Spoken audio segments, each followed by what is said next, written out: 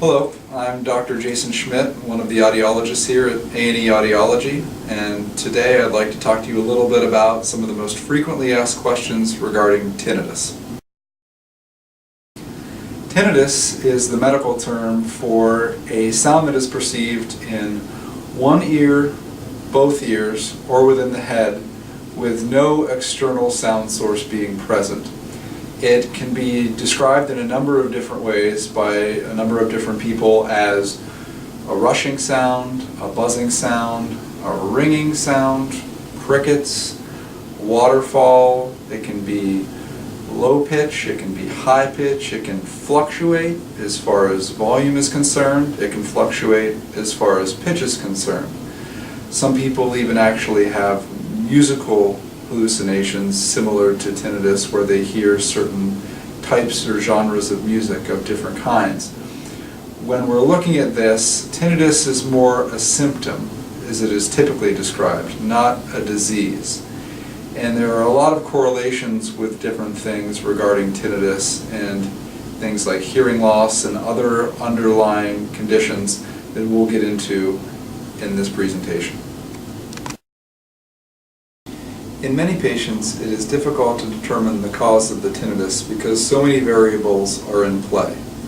Two things, hearing loss and noise exposure, tend to be most commonly correlated with tinnitus perception. Some studies have shown that up to 80% of patients who experience consistent tinnitus have some degree of hearing loss, and up to 40% of patients who experience consistent tinnitus have some degree of noise exposure. There are a significant amount of underlying medical conditions that have been associated with tinnitus as well, from things like TMJ to Lyme disease to diabetes, hypertension, and so forth. There also are some links with side effects of medications as well. Many patients commonly ask me, is there a cure for tinnitus? Unfortunately, we have not reached that point yet, but as technology changes and research evolves, we are becoming closer and closer to finding out more answers that will hopefully eventually lead us to a more specific form of effective treatment sooner rather than later. In regards to various treatment options that are available, sound therapy in various forms and hearing instruments are two of the most common.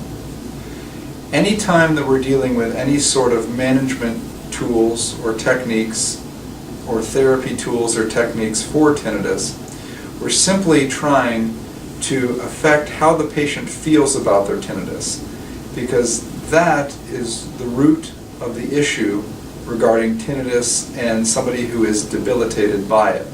So what we seek to do is train the patient to feel at least neutral and not negative about their tinnitus perception.